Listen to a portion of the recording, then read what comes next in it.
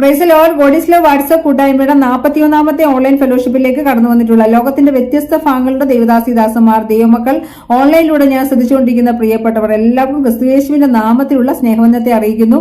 ഇന്നത്തെ നമ്മുടെ ക്ഷണം സ്വീകരിച്ച് നമ്മുടെ ഇടയിൽ ദൈവവചന ശുശ്രൂഷയ്ക്കായി കടന്നു വന്നിട്ടുള്ളത് പാസ്റ്റർ മാത്യു തോമസ് ആണ്. പ്രിയ ദേവദാസിനെ ഓർത്ത് ഞാൻ ദൈവത്തെ സ്തുതിക്കുന്നു. പ്രിയ ദേവദാസിന്റെ സ്വദേശം മാവേലിക്കരയാണ്. ഇപ്പോൾ സൗദിയിൽ ജിദ്ദ എന്ന സ്ഥലത്ത് കർത്താവിന്റെ വേരോടൊപ്പം ആയിരിക്കുന്നു. പ്രിയ ദേവദാസിന്റെ ചർച്ചിന്റെ പേര് കാർമൽ ഫെലോഷിപ്പ് എന്നാണ് ദൈവസഭയുടെ പേര്. അതിലെ ശുശ്രൂഷകനായിട്ട് പ്രിയ ദേവദാസ് സേവനം അനുഷ്ഠിക്കുന്നു. ജോലിയോടൊപ്പം തന്നെ കർത്താവിന്റെ ആയത്തിന് വേണ്ടി അതിശക്തമായി മുന്നോട്ട് പോയിക്കൊണ്ടിരിക്കുന്ന പ്രിയ ദേവദാസ് ഞങ്ങളുടെ ഇളയ ക്ഷണം സ്വീകരിച്ച് വന്നതിൽ ഒത്തിരി സന്തോഷമുണ്ട്.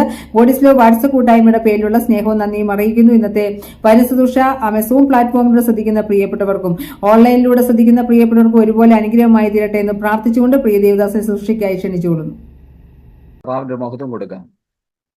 ഹല്ലേലൂയ, സ്തോത്രം. കർത്താവ് സഹായിക്കട്ടെ. ഇവിടെ നെറ്റ്വർക്കിന്റെ ചെറിയൊരു പ്രശ്നമുണ്ട്, എങ്കിലും സാരമില്ല, പ്രാർത്ഥിച്ചാൽ മതി. കർത്താവ് നമുക്ക് വേണ്ടി അത്ഭുതങ്ങൾ ചെയ്യും. സ്തോത്രം. കർത്താവ് സഹായിക്കട്ടെ. ജോയിൻ ചെയ്തിരിക്കുന്ന എല്ലാ പ്രിയപ്പെട്ടവർക്കും ക്രിസ്തുയേശുവിൻ നാമത്തിലുള്ള എൻ്റെ സ്നേഹവന്ദനത്തെ അറിയിക്കുന്നു. ഈ കൂട്ടായ്മ ലീഡ് ചെയ്യുന്ന പ്രിയ സിസ്റ്റർ ഷിജി ഡെനീസിനെ ഓർത്ത് ഞാൻ ദൈവത്തിന് സ്തോത്രം ചെയ്യുന്നു. അതുപോലെ തന്നെ ഈ ഗോഡിസ് ലവ് ഓൺലൈൻ പ്രെയർ ഫെലോഷിപ്പിൽ അംഗങ്ങളായിരിക്കുന്ന എല്ലാ ദൈവമക്കൾക്കും കർത്താവിൻ്റെ നാമത്തിൽ എൻ്റെ സ്നേഹവന്ദനം അറിയിക്കുന്നു. നാട്ടിൽ നിന്ന് ജോയിൻ ചെയ്തിരിക്കുന്ന പ്രിയ ഡെനിസ് വേറെ, അതുപോലെ പ്രിയ മാതാവ്, മറ്റ് പ്രിയപ്പെട്ടവർ എല്ലാവർക്കായും ദൈവത്തിന് സ്തോത്രം ചെയ്യുന്നു. അനുഗ്രഹിക്കപ്പെട്ട നമ്മുടെ ആത്മീക ചൈതന്യത്തെ ഉണർത്തുന്ന അനുഗ്രഹിക്കപ്പെട്ട ഗാനങ്ങൾ പാടി കർത്താവിനെ മഹത്വപ്പെടുത്തുവാൻ കർത്താവ് കൃപ ചെയ്തു. അതിന് നേതൃത്വം കൊടുത്ത പ്രിയപ്പെട്ടവരെ ഓർത്ത് ഞാൻ ദൈവത്തിന് സ്തോത്രം ചെയ്യുന്നു. Brother Jeremiah Wesley, Nehemiah Wesley, അതുപോലെ പ്രിയ ജബോര വെസ്ലി, ഇവരെ എല്ലാം ഓർത്ത് കർത്താവിന് സ്തോത്രം ചെയ്യുന്നു. കർത്താവിനെയും ധാരാളമായി സഹായിക്കട്ടെ കർത്താവിന് വേണ്ടി പാടുവാൻ. അവർക്ക് ദൈവം കൊടുത്തിരിക്കുന്ന താലന്തുകൾ ദൈവനാമം മഹത്വത്തിനാക്കി പ്രയോജനപ്പെടുവാൻ അനേകർക്ക് അതൊരാശ്വാസവും വിടുതലും ഒക്കെ ആക്കി തീർക്കേണ്ടതിന് ഞാനും ആത്മാർത്ഥമായി പ്രാർത്ഥിക്കുന്നു. കർത്താവ് ധാരാളമായി സഹായിക്കട്ടെ. അതുപോലെ കർത്തൃ ശുശ്രൂഷയിൽ ആയിരിക്കുന്ന അനുഗ്രഹീത അഭിഷിക്തന്മാർ ജോയിൻ ചെയ്തിട്ടുണ്ട്. പലരുടെയും പേരുകൾ കാണാം. നിങ്ങളെ കർത്താവ് ധന്യമായി സഹായിക്കുകയും അനുഗ്രഹിക്കുകയും ചെയ്യട്ടെ. നിങ്ങളായിരിക്കുന്ന ഇടങ്ങളിലൊക്കെ കർത്താവിൻ്റെ നാമം മഹത്വപ്പെടുവാൻ ഇടയായി തീരട്ടെ. അതുപോലെ എൻ്റെ പല സ്നേഹിതർ ജോയിൻ ചെയ്തിട്ടുണ്ട്. ഞങ്ങളുടെ കൂട്ടായ്മയിലുള്ളവർ ജോയിൻ ചെയ്തിട്ടുണ്ട്. എല്ലാവർക്കും ജോയിൻ ചെയ്യാൻ കഴിഞ്ഞിട്ടില്ല. കാരണം ഞങ്ങളുടെ ഈ മാസത്തെ ഫാഷൻ പ്രെയർ ഈ ആഴ്ചയിലായിരുന്നു. ഇന്ന് അതിൻ്റെ അവസാനമായിരുന്നു. ഞങ്ങളുടെ സഭായോഗം ഒക്കെ കഴിഞ്ഞ ഒരല്പ ക്ഷീണത്തിൽ എല്ലാവരും ഒക്കെ വിശ്രമിക്കുകയായിരിക്കും എന്നാണ് ഞാൻ കരുതുന്നത്. അതുകൊണ്ട് എല്ലാവർക്കും ജോയിൻ ചെയ്യാൻ സാഹചര്യങ്ങൾ ഒരുങ്ങിയിട്ടില്ല. മീറ്റിംഗ് ഒക്കെ കഴിഞ്ഞ് വീട്ടിലൊക്കെ എത്തിച്ചെല്ലുമ്പോഴത്തേക്ക് ഒത്തിരി ലേറ്റ് ആകും. അത് കാരണം വിശ്രമത്തിലാണ് എന്ന് കരുതുന്നു. അതുകൊണ്ട് എല്ലാവർക്കും ജോയിൻ ചെയ്യാൻ കഴിഞ്ഞിട്ടില്ല. എങ്കിലും ചിലരെങ്കിലും ഒക്കെ ജോയിൻ ചെയ്തിട്ടുണ്ട്. അവരെ ഓർത്ത് ഞാൻ ദൈവത്തിന് സ്തോത്രം ചെയ്യുന്നു. ഈ പ്രിയ ഡെന്നിസ് വേറെ കുടുംബത്തെ കർത്താവ് ധാരാളമായി അനുഗ്രഹിക്കട്ടെ. ഇങ്ങനെ ഈ സൂം പ്ലാറ്റ്ഫോമിലൂടെ ദൈവവചനം ഷെയർ ചെയ്യുവാനും അനേകർക്ക് വേണ്ടി പ്രാർത്ഥിപ്പാനും എല്ലാവർക്കും ഒരു ആശ്വാസമായിട്ടൊക്കെ കർത്താവ് നിങ്ങളെ ഉപയോഗിക്കുന്ന ഓർത്ത് ദൈവത്തിന് സ്തോത്രം ചെയ്യുന്നു. അത് നിങ്ങളുടെ ജീവിതത്തിൽ അനുഗ്രഹമായി തീരട്ടെ എന്ന് ഞാൻ ആത്മാർത്ഥമായി പ്രാർത്ഥിക്കുന്നു. അതുപോലെ പ്രിയ സിസ്റ്റർ പറഞ്ഞതുപോലെ എന്നെ ഇതിലേക്ക് പരിചയപ്പെടുത്തിയ ഒരു കർത്തദാസനുണ്ട്. എൻ്റെ സ്നേഹിതനാണ്. അദ്ദേഹം ജോയിൻ ചെയ്തിട്ടില്ല എന്നാണ് തോന്നുന്നത്. എങ്കിലും പാസ്റ്റർ അലക്സിനെ ഓർത്ത് ഞാൻ ദൈവത്തിന് സ്തോത്രം ചെയ്യുന്നു. മുന്ന് ഈ കൂട്ടായ്മയിൽ ശുശ്രൂഷിച്ചിട്ടുള്ള എൻ്റെ സ്നേഹിതന്മാരുണ്ട്. അവരെയൊക്കെ ഓർത്ത് ഞാൻ കർത്താവിന് സ്തോത്രം ചെയ്യുന്നു. ദൈവം എല്ലാവരെയും ധാരാളമായി അനുഗ്രഹിക്കട്ടെ. ഇന്ന് വൈകിയ ദൈവവചന ചിന്ത നമ്മുടെ ജീവിതത്തിൽ വലിയ വിടുതലും അനുഗ്രഹമായി തീരും എന്ന് ഞാൻ ആത്മാർത്ഥമായി വിശ്വസിക്കുന്നു. കർത്താവ് നമ്മുടെ ജീവിതത്തിൽ അത്ഭുതങ്ങൾ ചെയ്യും. ആമേൻ. വളരെ പ്രാർത്ഥനയോടെ ദൈവസന്നിധിയിലായിരിക്കണമേ എന്ന് ഞാൻ വിശേഷാൽ ഓർമ്മിപ്പിക്കുന്നു. കർത്താവ് നമ്മെ എല്ലാവരെയും സഹായിക്കട്ടെ. ഒരിക്കൽ കൂടെ നിങ്ങൾക്ക് എല്ലാവർക്കും എൻ്റെ നന്ദിയും സ്നേഹവും ഞാൻ അറിയിക്കുന്നു. കർത്താവ് നമ്മെ സഹായിക്കട്ടെ. തുടർന്നുള്ള അല്പനിമിഷങ്ങൾ വളരെ ശ്രദ്ധയോടെ പ്രാർത്ഥനയോടെ ദൈവവചനത്തിലേക്ക് നമ്മുടെ ശ്രദ്ധയെ തിരിക്കാം. കർത്താവ് ധാരാളമായി സഹായിക്കട്ടെ. അല്പസമയ ചിന്തയ്ക്ക് വേണ്ടി നമ്മൾ ചിന്തിക്കുന്ന ഭാഗം job, the book of job 31-ാം അധ്യായം അതിൻ്റെ 14-ാമത്തെ വാക്യമാണ്. യോബ് 31-ാം അധ്യായം 14-ാമത്തെ വാക്യം. ദൈവം എഴുന്നേൽക്കുമ്പോൾ ഞാൻ എന്ത് ചെയ്യും? അവൻ സന്ദർശിക്കുമ്പോൾ ഞാൻ എന്തുത്തരം പറയും? ദൈവം എഴുന്നേൽക്കുമ്പോൾ ഞാൻ എന്തു ചെയ്യും? അവൻ സന്ദർശിക്കുമ്പോൾ ഞാൻ എന്ത് ഉത്തരം പറയും? സ്തോത്രം. ഇന്നത്തെ നമ്മുടെ ചിന്താവിഷയത്തിന് ഞാനൊരു ടോപ്പിക്ക്, ഒരു പേര് കൊടുക്കുന്നെങ്കിൽ, ഒരു ടൈറ്റിൽ കൊടുക്കുന്നെങ്കിൽ അത് ഇങ്ങനെയാണ്: ദൈവിക സന്ദർശനം. ആമേൻ. ശ്രദ്ധിച്ചു എന്ന് കരുതുന്നു. ദൈവിക സന്ദർശനമാണ്. പ്രാരംഭത്തിൽ തന്നെ എല്ലാവരുടെയും വീഡിയോ കാണുന്നില്ലെങ്കിലും കാണുന്നവരുടെയൊക്കെ മുഖത്ത് എനിക്ക് തോന്നുന്നത്, ഈ ദൈവിക സന്ദർശനം എന്ന് കേൾക്കുമ്പോൾ പെട്ടെന്ന് നമ്മുടെ മുഖത്തൊക്കെ പ്രതിഫലിക്കുന്നത് ഒരു ഭയമാണ്. സ്തോത്രം, അല്ലേ? കാരണം നമ്മൾ പറയാറുണ്ട്, മാനസാന്തരപ്പെട്ട് വന്നില്ലെങ്കിൽ ദൈവം നിന്നെ സ്തോത്രം സന്ദർശിക്കും, അല്ലേ? അർത്ഥം ഇതാണ്, ദൈവം അടി തരും എന്നാ. ആമേ, അല്ലേ? നിന്നെ പിടിക്കും. അപ്പൊ പല വാക്യങ്ങൾ നമുക്കുണ്ട്. അവനെ ചൂണ്ടലിട്ട് കൊണ്ടുവരും. അല്ലെങ്കിൽ നമ്മളെയൊക്കെ സംബന്ധിച്ച്, നമ്മളിപ്പോ സൗദി അറേബ്യയിലാണല്ലോ. സിസ്റ്റർ എന്നെ പരിചയപ്പെടുത്തിയ പോലെ സൗദി അറേബ്യയിൽ ജദ്ദ എന്നുള്ള സ്ഥലത്തു നിന്നാണ് ഞാൻ ജോയിൻ ചെയ്തിരിക്കുന്നത്. ഈ ദൈവവചന ശുശ്രൂഷ ചെയ്യുന്നത് ഇവിടെ നിന്നുകൊണ്ട്. അപ്പൊ നമ്മൾ വചനത്തിലേക്ക് വായിക്കുന്നുണ്ട്, ഞാൻ അവനെ വശീകരിച്ച് മരുഭൂമിയിൽ കൊണ്ടുപോകും, അവനോട് കൃത്യമായി സംസാരിക്കും, ഇടപെടും. അങ്ങനെ ഈ മരുഭൂമിയിൽ കൊണ്ടുവന്നു ദൈവം ഇടപെട്ട് ദൈവിക സന്ദർശനത്താൽ ആമേൻ ദൈവഭാഗത്തേക്ക്, ദൈവത്തിങ്കിലേക്ക് മടങ്ങി വന്ന ഒത്തിരി പേരുണ്ട്. സ്തോത്രം. അപ്പോ നമ്മുടെ ചിന്താഗതിയിൽ ദൈവം സന്ദർശിക്കുമെന്ന് പറഞ്ഞാൽ ഒരു ഭയം, ഒരു പേടിയൊക്കെ നമ്മുടെ ജീവിതത്തിൽ മനസ്സിലൊന്ന് തെളിഞ്ഞു വന്നേക്കാം. എന്നാൽ എല്ലാ സന്ദർശനവും ദൈവത്തിന്റെ ശിക്ഷാവധിയല്ല. ആമേൻ. ഒരു കാര്യം ഓർക്കണമേ, ഈ സന്ദർശനം എന്ന വാക്കിന് അർത്ഥമൊക്കെ ചിന്തിച്ചാൽ, ഞാനൊന്ന് പരതി നോക്കിയപ്പോ ശ്രദ്ധിച്ചു നോക്കൽ എന്നൊരർത്ഥമാണ്. ശ്രദ്ധിച്ച് നോക്കുക, അതിനെ സന്ദർശനം എന്ന വാക്കിനൊരർത്ഥമുണ്ട്. പിന്നെ പരിശോധിക്കുക. സ്തോത്രം. നമ്മൾ സാധാരണ പറഞ്ഞ, ഞാൻ അങ്ങോട്ടൊന്ന് സന്ദർശിക്കാൻ പോവുക എന്നൊക്കെ പറയാറുണ്ട്. എന്ന് പറഞ്ഞാൽ നമ്മൾ അവിടോട്ടൊന്ന് വരിക, അല്ലെങ്കിൽ ഒന്ന് അവിടെ നിങ്ങളുടെ വീട്ടിലേക്കൊന്ന് വരിക എന്നൊക്കെയുള്ള അർത്ഥമുണ്ട്. സ്തോത്രം. ഈ ദൈവിക സന്ദർശനം 2-3 തരത്തിൽ നമുക്കൊന്ന് നോക്കാം. നമ്മുടെ ഭക്തനായ ഇയ്യോബ് പറഞ്ഞത് ഇങ്ങനെയാണ്: ദൈവം എഴുന്നേൽക്കുമ്പോൾ ഞാൻ എന്തു ചെയ്യും? അവൻ സന്ദർശിക്കുമ്പോൾ ഞാൻ എന്ത് ഉത്തരം പറയും? ഭക്തനായ ഇയ്യോബ് പറഞ്ഞൊരു കാര്യമാണ് നമ്മൾ വായിച്ചത്. സ്തോത്രം. ഈ അവിടെ ഇങ്ങനെ എഴുതിയ, ദൈവം എഴുന്നേൽക്കുമ്പോൾ ഞാൻ എന്ത് ചെയ്യും? അതിന്റെ അർത്ഥം ദൈവം ഇരിക്കുകയാണോ, എഴുന്നേൽക്കത്തില്ലയോ എന്നൊക്കെ ചോദിക്കും. അതിന്റെ അർത്ഥം ഇത്രയേ ഉള്ളൂ: ഒരു മനുഷ്യനോട് ദൈവം ഇടപെടാൻ തുടങ്ങുമ്പോൾ, സ്തോത്രം, അല്ലെങ്കിൽ ദൈവം തന്റെ കരം നീട്ടുമ്പോൾ, ദൈവം സംസാരിക്കുമ്പോൾ അവൻ എന്തു ചെയ്യും? മറുപടി പറയാൻ, അല്ലെങ്കിൽ ദൈവം മുൻപാകെ നിൽക്കാൻ എങ്ങനെ കഴിയും? എന്ത് ചെയ്യും എന്നുള്ളൊരു ചോദ്യമാ. സ്തോത്രം. അടുത്ത ചോദ്യം, അവൻ സന്ദർശിക്കുമ്പോൾ ഞാൻ എന്ത് ഉത്തരം പറയും? സ്തോത്രം. ഇയ്യോബിനോടൊന്ന് ചോദിച്ചു നോക്കിയാൽ അവിടെ കാണാൻ കഴിയുന്ന യെശയ്യാവിനോട് ചോദിച്ചാൽ, പ്രവാചകനായ യെശയ്യാവ് 10-ാം അധ്യായം 3-ാം വാക്യത്തിൽ ഇങ്ങനെ വായിക്കുന്നു: സന്ദർശന ദിവസത്തിലും ദൂരത്തു നിന്ന് വരുന്ന വിനാശത്തെങ്കിലും സന്ദർശന ദിവസത്തിലും ദൂരത്തു നിന്ന് വരുന്ന വിനാശത്തിലും നിങ്ങൾ എന്ത് ചെയ്യും? ആമേൻ. പ്രവാചകനായ യെശയ്യാവ് ചോദിക്കുന്ന ഒരു ചോദ്യമാ. ആമേൻ. സന്ദർശന ദിവസത്തിലും ദൂരത്തു നിന്ന് വരുന്ന ഒരു വിനാശത്തിലും നിങ്ങൾ എന്ത് ചെയ്യും? അടുത്തത്, സഹായത്തിനായിട്ട് നിങ്ങൾ ആരുടെ അടുക്ക പോകും? നിങ്ങളുടെ മഹത്വം നിങ്ങൾ എവിടെ വെച്ചുകൊള്ളും? സ്തോത്രം. ആമേൻ. സന്ദർശന ദിവസത്തിൽ നിങ്ങൾ എന്ത് ചെയ്യും? സഹായത്തിനായിട്ട് എവിടോട്ട് ഓടിപ്പോകും? നിങ്ങൾ മഹത്വമുണ്ടെന്ന് പറയുന്നല്ലോ. ഒരു പക്ഷേ നമ്മളൊക്കെ മഹത്വം, ശ്രേഷ്ഠത എന്നൊക്കെ കരുതുന്നത് നമ്മുടെ ബാങ്കിൽ കിടക്കുന്ന ആ ഡിപ്പോസിറ്റിന്റെ ബലം കൊണ്ടായിരിക്കാം. ഒരു പക്ഷേ പലരും നമ്മുടെ സൗന്ദര്യത്തിലായിരിക്കാം. പലരും നമ്മുടെ വിദ്യാഭ്യാസത്തിലായിരിക്കും, ഉന്നതമായ ജോലിയിലായിരിക്കാം, അനുഗ്രഹിക്കപ്പെട്ട മക്കൾ തലമുറയിലായിരിക്കാം, വസ്തുവകകളിലായിരിക്കാം. പലതിലും അവരുടെ മഹത്വം പറയുന്നുണ്ട്. എന്നാൽ ഈ സന്ധ്യയെങ്കിൽ പരിശുദ്ധാത്മാവ് ചോദിക്കുന്ന ഒരു ചോദ്യമാണ്: നിങ്ങളെ സന്ദർശിക്കുമ്പോൾ നിങ്ങൾ എന്ത് ഉത്തരം പറയും? ദൂരത്ത് നിന്നൊരു വിനാശം വരുമ്പോൾ നിങ്ങൾ സഹായത്തിനായിട്ട് എവിടോട്ട് ഓടിപ്പോകും? ഇതൊരു ചോദ്യമാ. മനുഷ്യരാശിയോട് ദൈവം ചോദിക്കുന്ന ഒരു ചോദ്യമാ. പരിശുദ്ധാത്മാവ് ചോദിക്കുന്ന ഒരു ചോദ്യമാ. മഹത്വമുണ്ടെന്ന് പറഞ്ഞു നിൽക്കുന്ന ദൈവജനത്തോട്, അല്ലെങ്കിൽ പ്രിയപ്പെട്ടവരോട് ഇന്ന് രാത്രി പരിശുദ്ധാത്മാവ് ചോദിക്കുന്ന ഒരു ചോദ്യമാ. കാലം അതിന്റെ അന്ത്യത്തിൽ എത്തി നിൽക്കുകയാ. ലോക സംഭവങ്ങൾ നമ്മെ വിളിച്ചു പറയുന്നത്, നാം പ്രത്യാശ വെച്ചിരിക്കുന്ന നമ്മുടെ പ്രത്യാശ പുരുഷൻ വരാൻ സമയമായി. അടുത്തു നിൽക്കുമ്പോൾ തന്റെ വരവിന്റെ ലക്ഷണങ്ങൾ കണ്ടു തുടങ്ങി. കണ്ടു തുടങ്ങിയെന്നല്ല, അതതിന്റെ പരിസമാപ്തി പ്രവൃത്തിയിലേക്ക് ബന്ധപ്പെട്ട് പോകുക.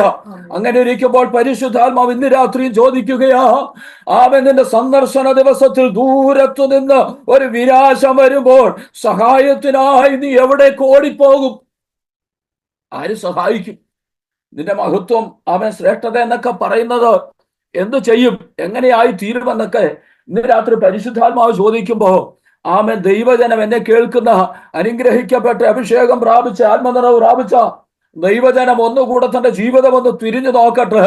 ഈ ലോകത്തിൽ എന്തെങ്കിലുമൊക്കെ നേടിയെടുത്തുകൊണ്ട് എന്തെങ്കിലുമൊക്കെ, ആമേൻ, പ്രാപിക്കാമെന്നോ നേടാമെന്നോ ഓടുന്നതിനപ്പുറത്ത് ഉപരിയായി ദൈവത്തെങ്കിലേക്ക് ഒന്ന് മടങ്ങി വരാം. പല വിനാശങ്ങൾ വരുമ്പോൾ, ആമേൻ, ദൈവത്തിന്റെ കാഹളം വാനിൽ ധ്വനിക്കുമ്പോൾ നാമൊക്കെ പാടുന്ന പോലെ, പ്രാക്കളെ പോലെ നമ്മൾ പറന്നുയരുമെന്നൊക്കെ പാടുന്നത് പോലെ സംഭവിക്കുമോ എന്ന് ഒന്ന് നമ്മെ തന്നെ ശോധന ചെയ്യുന്നെങ്കിൽ നമ്മുടെ ജീവിതത്തിൽ ഒരു മടങ്ങി വരവിന് മുഖാന്തരമായി തീരും. സ്തോത്രം. അപ്പോ ഒരു വിധത്തിൽ അല്ലെങ്കിൽ മറ്റൊരു വിധത്തിൽ നമ്മുടെയൊക്കെ ജീവിതത്തിൽ ഒരു സന്ദർശനം, ഒരു ദൈവിക സന്ദർശനം, അല്ലെ ഒരു ഇടപെടിയിൽ, ആമേൻ, ഒരു എൻകൗണ്ടർ ഉണ്ടായിട്ടാണ് നമ്മളും, ആമേൻ, ഇന്ന് വേണമെന്നുണ്ടെങ്കിൽ, ആമേൻ, ഗൾഫിലൊക്കെ ഉള്ളവർക്ക് വെള്ളിയാഴ്ച ഒരു അവധിയൊക്കെ കിട്ടുന്നതല്ലയോ, സുഖകരമായി കിടന്നുറങ്ങുമോ, വിശ്രമിക്കുമോ, അല്ലെന്നുണ്ടെങ്കിൽ വല്ല സിനിമയൊക്കെ കണ്ടോ, അല്ലെങ്കിൽ മറ്റേതെങ്കിലുമൊക്കെ കാര്യങ്ങളിലൊക്കെ, ആമേൻ, ആസ്വദിക്കാനൊക്കെ സമയമുണ്ടെങ്കിലും, ആമേൻ, വേർവിട്ട്, ആമേൻ, ഈ കൂട്ടായ്മ വന്നു ചേർന്നതിന്റെ കാര്യം അറിയാമോ?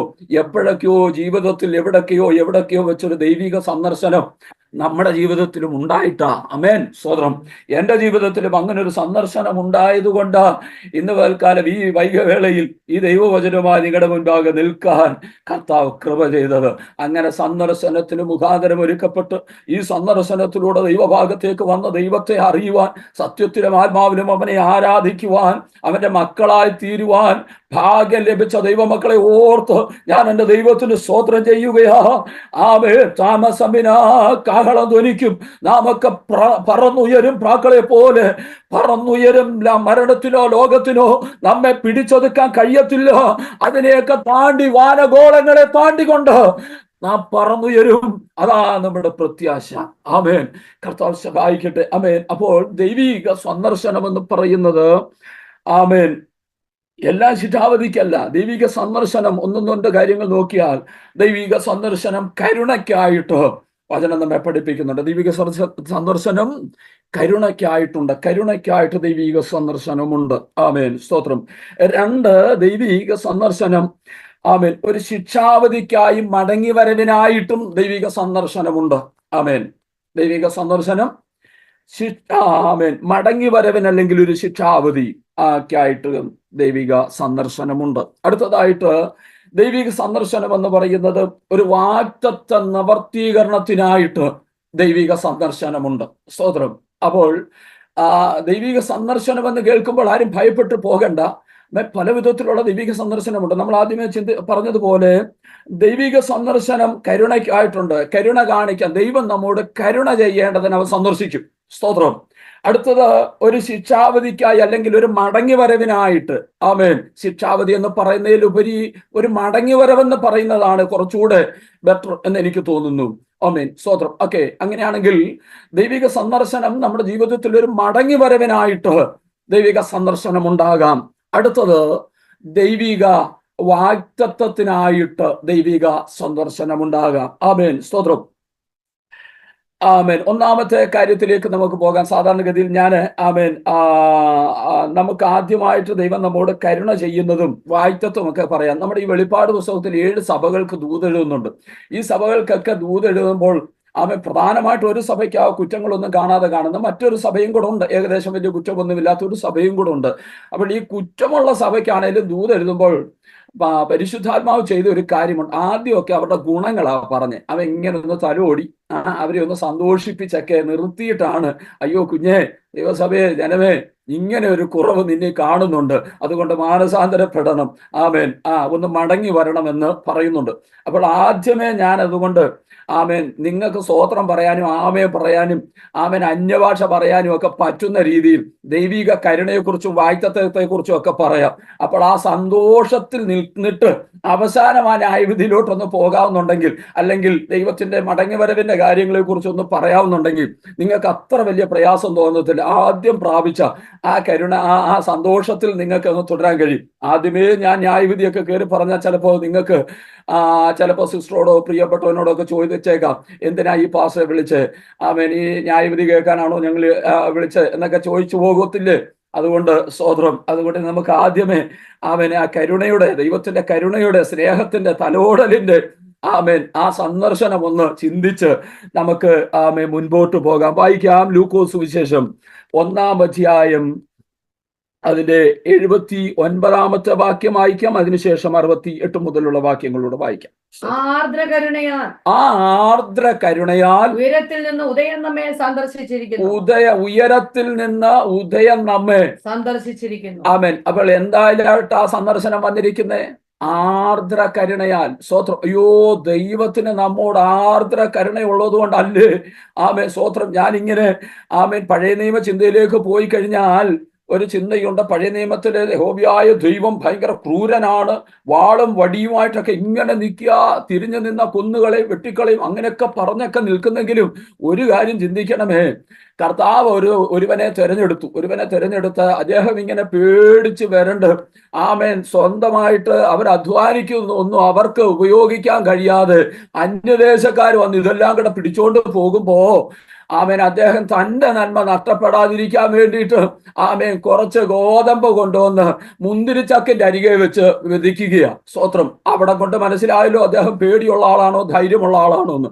കാരണം മുന്തിരിച്ചക്കിന്റെ അരികെ ആ കാലത്ത് ആരും നോക്കത്തില്ല. കാരണം അത് ഗോതമ്പ് കൊയ്യുന്ന സമയമാണ്, ഗോതമ്പ് വിളവെടുക്കുന്ന സമയം. അപ്പോൾ ആളുകളുടെ എല്ലാം നോട്ടം ഗോതമ്പിന്റെ വയലിലേക്കും അതിന്റെ കളപ്പുരകളിലേക്കും. അതുകൊണ്ട് അദ്ദേഹം അല്പമുള്ളത് കൊണ്ടൊന്ന് മുന്തിരിച്ചക്കിന്റെ, അതിബുദ്ധിമാനാ. സ്തോത്രം. മുന്തിരിച്ചക്കിന്റെ അവിടെ കൊണ്ടുവച്ച് മെതിക്കുക. അപ്പോ നമ്മൾ ഇങ്ങനെ ഒരു കഥ കേട്ടിട്ടുണ്ട്. ഒരാള് ട്രെയിൻ യാത്ര ചെയ്യുക. അദ്ദേഹം ട്രെയിൻ യാത്ര ചെയ്യുമ്പോൾ അദ്ദേഹത്തിന്റെ കയ്യിൽ നല്ല ഒരു എമൗണ്ട് പണമുണ്ട്, ക്യാഷ്. അദ്ദേഹം ഇങ്ങനെ അല്ലാതെ പേടിച്ചരണ്ടൊക്കെ പോകുക. അദ്ദേഹത്തിന് മനസ്സിലായി അദ്ദേഹത്തിന്റെ ഓപ്പോസിറ്റ് ഇരിക്കുന്ന ആള് ഇത് അടിച്ചു നീക്കും, അല്ലെങ്കിൽ തനിക്ക് ഇത് പോകും എന്നൊക്കെ ഉള്ള ഒരു പ്രയാസം തോന്നി. അപ്പൊ അദ്ദേഹം ബുദ്ധിമാനായതുകൊണ്ട് അദ്ദേഹം എന്നാ ചെയ്തെന്നറിയാമോ, താൻ വെച്ചുറങ്ങാനായിട്ട് തലയിൽ ഒരു ഇതായിട്ട് വെച്ചിരിക്കുന്ന ആ പില്ലോ എടുത്തിട്ട് അതിന്റെ കവറിനകത്തേക്ക് തന്റെ കയ്യിലുണ്ടായിരുന്ന ഈ സമ്പാദ്യമെല്ലാം ഈ ക്യാഷ് എല്ലാം കൂടെ അതിനകത്ത് വെച്ചേച്ച് തനിക്ക് കള്ളനെന്ന് തോന്നി അദ്ദേഹത്തെ ഏൽപ്പിച്ചിട്ട് പറഞ്ഞു, ഇത് വെച്ച് കിടന്നു, തല വേദന എടുക്കാതിരിക്കട്ടെ എന്ന് പറഞ്ഞ് അദ്ദേഹത്തിന് കൊടുത്തു. അദ്ദേഹം സുഖമായിട്ട് അത് വെച്ച് കിടന്നുറങ്ങിയിട്ട് പറഞ്ഞ് വളരെ സന്തോഷത്തോടെ ഒരു താങ്ക്സും ഒക്കെ പറഞ്ഞ് പോകാൻ നേരം അതെടുത്ത് തിരിച്ച് കൈ കൊടുത്തേച്ച് പോയി. സ്തോത്രം. ബുദ്ധിമാനല്ലേ എന്ന് പറഞ്ഞതുപോലെ നമുക്കുള്ളതിനൊക്കെ സൂക്ഷിക്കാൻ പല ബുദ്ധികളും മനുഷ്യരൊക്കെ ചെയ്യുന്നത് പോലെ ഇദ്ദേഹവും ഈ കറ്റ കൊണ്ടുവന്നിട്ട് മുന്തിരിച്ചക്കിന്റെ അടുക്ക വെച്ച് മെതിക്കുകയാണ്. അങ്ങനെ ഇരിക്കുമ്പോഴാണ് യഹോവയുടെ ദൂതൻ കണ്ടിട്ട് പരാക്രമശാലിയെ എന്നൊക്കെ വിളിച്ച് അവനോട് കാര്യങ്ങളൊക്കെ പറഞ്ഞു. സ്തോത്രം. അതൊക്കെ കഴിഞ്ഞിട്ട് മറ്റൊരു ഭാഗത്ത് ഇങ്ങനെ പറയുന്നുണ്ട്, നീനെ വിളിച്ചു ഇവനോട് ഒരുവനെയും കൂടെ മറ്റൊരുവനെയും കൂടി ഇതുപോലെയൊക്കെ വിളിച്ച്, ഞാൻ ആ ഭാഗം ഒന്നും എടുക്കാതെ വിവരിക്കാതെ പെട്ടെന്നൊന്ന് പറഞ്ഞു വിടുക, നിങ്ങളുടെ ശ്രദ്ധയിലേക്ക് ഒന്ന് കൊണ്ടുവന്നിട്ട് ഒരുവനെ വിളിച്ചിട്ട് പറഞ്ഞു, അയ്യോ നീ ഇങ്ങനെ ജനത്തെ വിടുവിക്കും എടുക്കും എന്നൊക്കെ പറഞ്ഞപ്പോ അദ്ദേഹം ചോദിച്ചു, അയ്യോ ഇതെങ്ങനെ സംഭവിക്കും, എന്താ അതിന് അടയാളം എന്തോ എന്നൊക്കെ ചോദിച്ചിട്ട് അദ്ദേഹം പറഞ്ഞു, നീ ഒരു കാര്യം ചെയ്യ്, ദൈവം ഇവിടെ നിൽക്ക്, നീ ദൂതനല്ലേ, ഇവിടെ നിൽക്ക്, ഞാൻ വീട്ടിൽ പോയിട്ട് ഒരു അല്പ സാധനങ്ങളൊക്കെ കൊണ്ടുവന്നിട്ട് നിനക്കൊരു വഴിപാടൊക്കെ കഴിക്കാം, അതൊക്കെ ചെയ്യാം. അങ്ങനെ വരെ ഇരുന്നു. അതൊക്കെ കഴിഞ്ഞു. അത് കഴിഞ്ഞിട്ടൊരു തോലെടുത്തിട്ടിട്ട് പറഞ്ഞു, ഈ തോല് മാത്രം നനയണം, മറ്റെങ്ങും നനയരുത് എന്ന് പറഞ്ഞപ്പോൾ ആ തോലും നനച്ചു കൊടുത്തു. അത് കഴിഞ്ഞിട്ട് പറഞ്ഞു, അവിടെയും വിശ്വാസമല്ല എന്ന് പറഞ്ഞു, തോലെടുത്ത് മാറ്റിട്ട് പറഞ്ഞു, തോലിട്ടിട്ട് പറഞ്ഞ അത് മാത്രം നനയരുത്, ബാക്കിയെല്ലാം നനഞ്ഞിരിക്കണം. നോക്കണമേ, ദൈവം എത്രയോ കരുണയുള്ളവനാ. തന്റെ ജനത്തെ കൊണ്ട് ഒരുവനെയും കൊണ്ട് ദൈവം ഒരു കാര്യം ചെയ്യിക്കാൻ തീരുമാനിച്ചാൽ അവൻ എന്തെല്ലാം പറഞ്ഞാലും ദൈവം അതെല്ലാം അനുസരിച്ച് കേട്ടു നിൽക്കും. ഒരു കാര്യം ഞാൻ പറയാം, പലരും പറയുന്നുണ്ട് ഈ കാലഘട്ടത്തിൽ യഹോവയായ ദൈവം പഴയ നിയമകാലത്ത് വാളും വടിയുമായിട്ടൊക്കെ നിൽക്കുന്ന വലിയ ക്രൂരനായ ദൈവമാ, അങ്ങനെ ചെയ്തോളെ ഇങ്ങനെ ചെയ്തോളെ എന്നൊക്കെ. വചനം പഠിക്കാത്തോണ്ടാ അങ്ങനെയൊക്കെ പറയുന്ന. വചനം ഒന്ന് ശാന്തമായി വായിച്ചു വന്നാൽ അയ്യോ എത്രയോ കരുണയുള്ള ദൈവമാ. മോശയോട് പറഞ്ഞില്ലേ, നീ എന്നെ വിട്, ഞാൻ ഈ ജനത്തെ നശിപ്പിച്ചു കളയും, ഇല്ലായ്മ ചെയ്യുമെന്ന് പറഞ്ഞപ്പോ മോശ കെട്ടിപ്പിടിച്ചു പറഞ്ഞു, അയ്യോ അരുതെന്ന് പറഞ്ഞു കഴിഞ്ഞപ്പോ അങ്ങനെ പറഞ്ഞ ആ മനസ്സിന്റെ കരുണ ഒന്ന് ഓർത്ത് നോക്കിക്കേ. ഞാൻ ഇവരെ നശിപ്പിക്കുകയില്ല, പക്ഷേ ഒരു കാര്യം, ഞാൻ നിന്റെ കൂടെ വരത്തില്ല, നീ കൊണ്ടുപോക്കോ ഇവരെ. എത്ര കരുണയുള്ള ദൈവമാ. സ്തോത്രം. അപ്പോ ദൈവത്തിന്റെ സന്ദർശനം ആർദ്ര കരുണയാല് അവൻ അയച്ച ഭാഗ്യം. ആ ആർദ്ര കരുണയാൽ ആ ആർദ്ര കരുണയാൽ ഉയരത്തിൽ നിന്ന് ഉദയം നമ്മെ സന്ദർശിച്ചിരിക്കുന്നു. ഉയരത്തിൽ നിന്ന് ഉദയം നമ്മെ സന്ദർശിച്ചിരിക്കുന്നു. സന്ദർശിച്ചിരിക്കുന്നു. ഇനിയും അതിന്റെ 68-ാമത്തെ വാക്യം തൊട്ട് വായിച്ചു. ഇസ്രായേലിന്റെ ദൈവമായ കർത്താവ് അനുഗ്രഹിക്കപ്പെട്ടവൻ. ആ. അവൻ തന്റെ ജനത്തെ സന്ദർശിച്ച് ഉദ്ധാരണം ചെയ്യുകയും അവൻ തന്റെ ജനത്തെ സന്ദർശിച്ച് എന്ത് ചെയ്യും? ഉദ്ധാരണം ചെയ്യുകയും ഉദ്ധാരണം ചെയ്യും. അപ്പോൾ ഒന്ന്, ഉയരത്തിൽ നിന്നുള്ള സന്ദർശനം, ദൈവിക സന്ദർശനം നിന്റെ ജീവിതത്തിൽ കരുണയ്ക്ക. ഇതുവരെ കരുണ ലഭിച്ചിട്ടില്ലെങ്കിൽ ഒരു കാര്യം ഓർത്തോ, കർത്താവ് നിന്റെ സന്ദർശനം എന്റെ ജീവിതത്തിൽ കരുണയായി മാറട്ടെ. ആമേൻ. എന്റെ ജീവിതത്തിൽ ഉദ്ധാരണമായി മാറട്ടെ. ഇന്ന് തൽക്കാലം ഉദ്ധാരണം ലഭിക്കാതെ പല വിഷയങ്ങളിൽ കുടുങ്ങിക്കിടക്കുന്നവരാണെങ്കിൽ, പല ബന്ധനത്തിൽ അകപ്പെട്ട് നിൽക്കുകയാണെങ്കിൽ, ഇന്ന് രാത്രി ദൈവാത്മാവ് പറയുകയാ, കർത്താവ് ഉയരത്തിൽ നിന്നൊരു സന്ദർശനം എനിക്ക് വേണം. എന്തിനാണെന്നറിയാമോ? ഒരു ഉദ്ധാരണത്തിന്.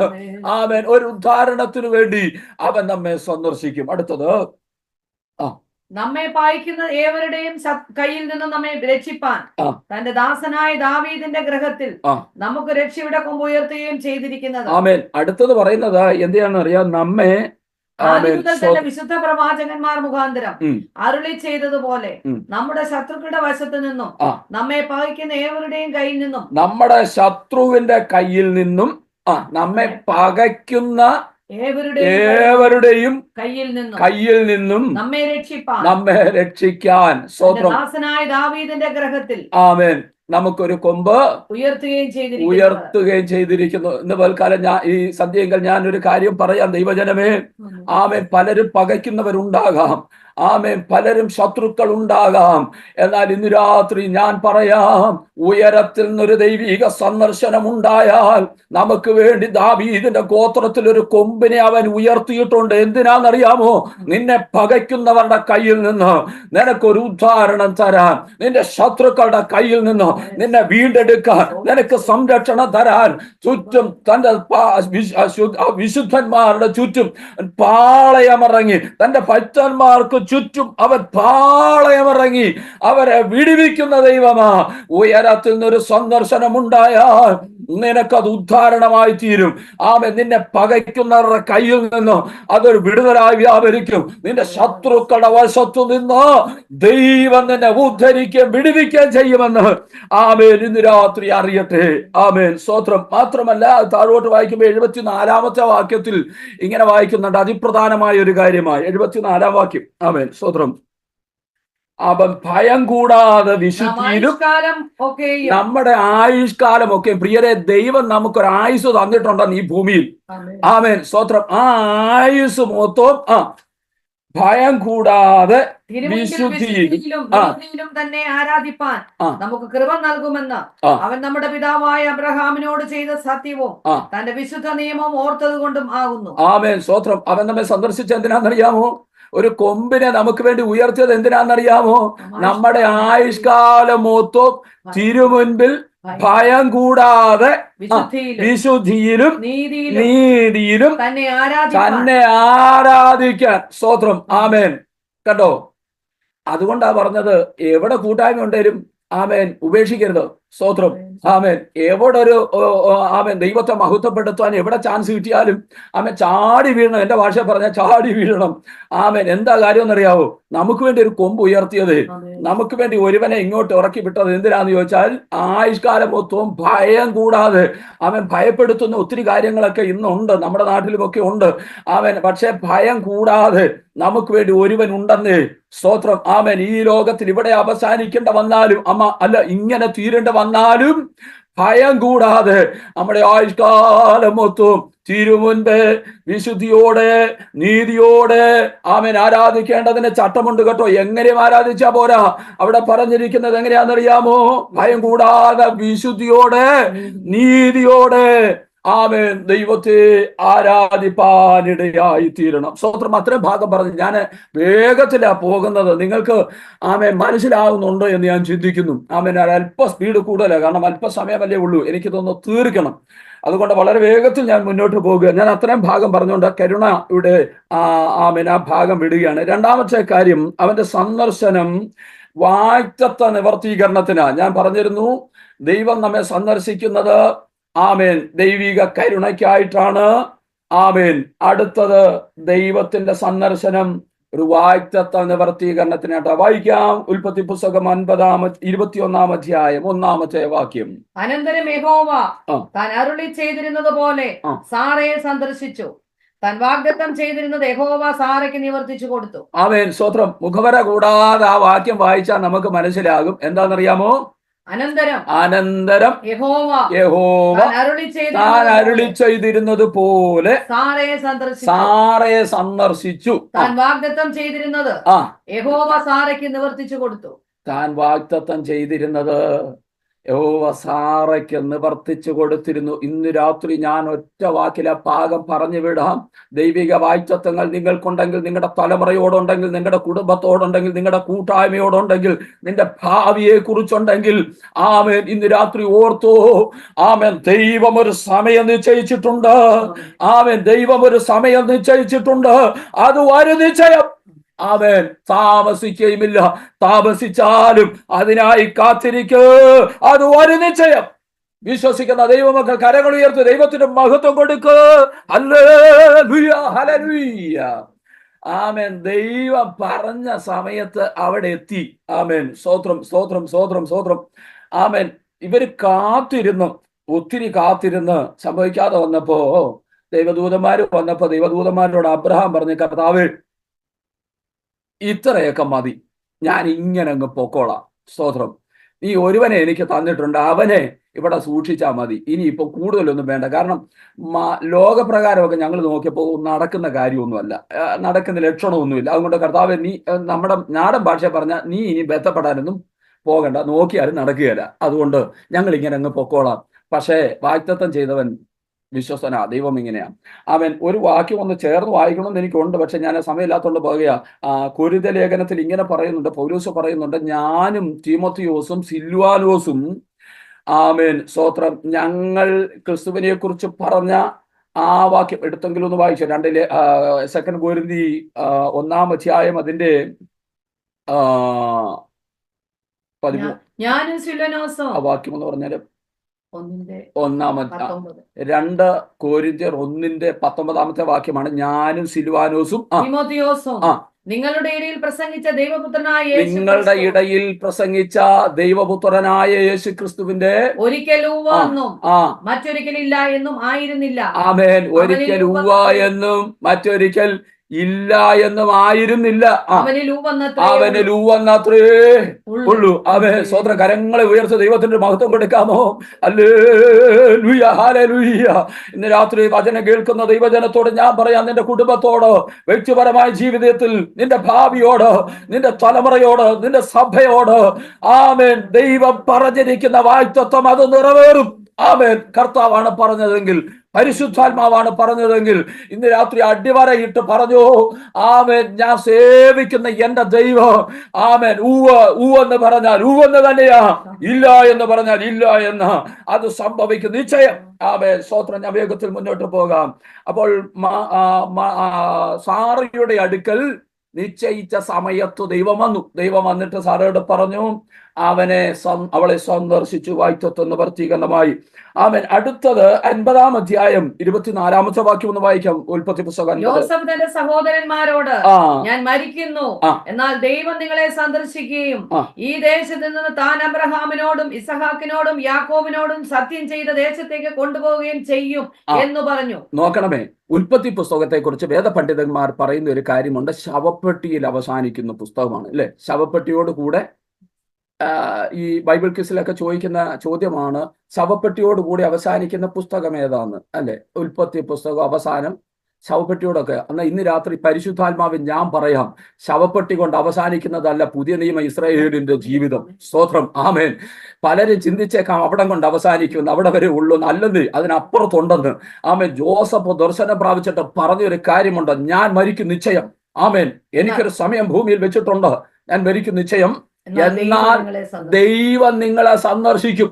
ആമേൻ. ഈ ദേശത്ത് നിന്ന് താൻ അബ്രഹാമിനോടും ഇസഹാക്കിനോടും യാക്കോബിനോടും സത്യം ചെയ്ത ദേശത്തേക്ക് നിങ്ങളെ കൊണ്ടുപോവുകയും ചെയ്യും. സ്തോത്രം. ആമേൻ. സ്തോത്രം. ഇവിടം കൊണ്ട് അവസാനിക്കുന്നതല്ലേ, നമ്മുടെ ക്രിസ്തീയ ജീവിതം ഇവിടം കൊണ്ട് അവസാനിക്കുന്നതല്ല. നമ്മളൊക്കെ മരിക്കും നിശ്ചയമാ, അല്ലെങ്കിൽ മരിക്കുന്നതിന് മുമ്പ് കാഹളദാനം കേട്ടാൽ നമ്മൾ ഈ ഇരിപ്പിൽ അങ്ങ് പോകും. സ്തോത്രം. കാര്യം ശരിയാ.